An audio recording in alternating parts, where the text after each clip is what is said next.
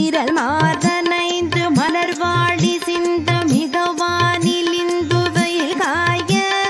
மிதவாடை வந்து தழல் போல ஒன்ற வினை மாதர் தந்தம் வசை கூற உறவாணர் குன்றில் உரை பேதை கொண்ட கொடிதான துன்பமயல் தீர குளிர் மாலையின் கணனி மாலை தந்து குறை தீர வந்து உருகாயோ மரிமானுகந்த இறையோன் மகிழ்ந்து வழிபாடு தந்த மரியாள